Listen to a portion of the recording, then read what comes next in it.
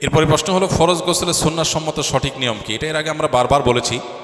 ফরজ গোসলের সুন্নাহ সম্মত নিয়ম হলো কারণ গোসল ফরজ হলে শরীরে বা কাপড়ে কোথাও নাপাক লেগে থাকলে সেই অংশটাকে আগে ধুয়ে ফেলা, ভালো করে ধুয়ে নাপাকটা দূর করে ফেলা। লুঙ্গিতে কাপড়ে কোথাও থাকলে যে জায়গা লেগেছে সে জায়গাটাকে ভালো করে ধুয়ে ওই জায়গাটাকে আলাদা করে আগে আলতো করে ধুয়ে ফেলা, কাপড়ে লাগলে কাপড়কে। এরপরে দ্বিতীয় যে কাজ হবে সেটি হলো উত্তম রূপে অজু করা।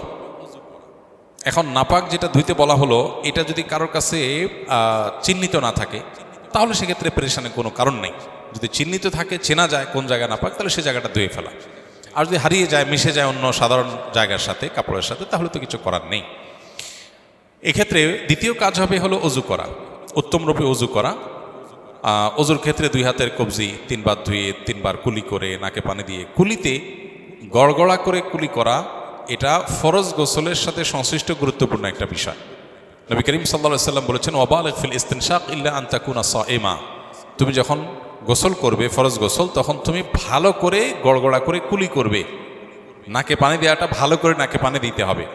কিন্তু যদি রোজাদার হয় তাহলে খুব বেশি গড়গড়া করে কুলি করতে গেলে পানি ভেতরে যেতে পারে, সেজন্য রোজাদারের জন্য এটা নাই।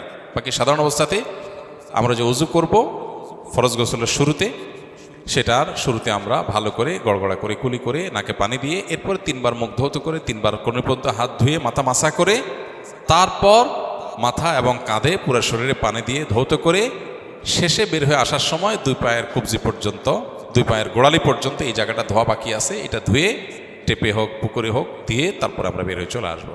তাতে অজু এবং গোসল একসাথে হয়ে যাবে। এভাবে সুন্নাহসম্মত ফরজ গোসল বা সুন্নাহসম্মত গোসল আদায় করলে গোসলের সাথে অজু অটোমেটিক হয়ে যাবে, আলাদা অজু আর করার প্রয়োজন নাই। হ্যাঁ, গোসল করতে করতে যদি আবার কেউ পেশাব আসে, কারোর পেশার বেগ হয়, পেশাব করেন অথবা বায়ু ত্যাগ করেন, অজুভঙ্গের কোনো কারণ দেখা যায়, তাহলে তাকে আবার শুরু থেকে অজু করতে হবে। আর যদি সেরকম কিছু দেখা না যায় তাহলে এটাই তার ফরজ গোসলের জন্য যথেষ্ট হবে। একই সাথে গোসলের সুন্নাহ, ফরজ গোসলের সুন্নাটা আদায় হবে, অর্থাৎ শুধু গোসলের ফরজ আদায়ই হবে না, পাশাপাশি সুন্নাহসম্মত গোসল হবে। এক্ষেত্রে লক্ষ্য রাখতে হবে শরীরের কোনো জায়গায় যেন শুকনা না থাকে, প্রতিটা পশমের গোড়া পর্যন্ত যেন পানি যায়, সেটা সর্বোচ্চ খেয়াল রাখতে হবে।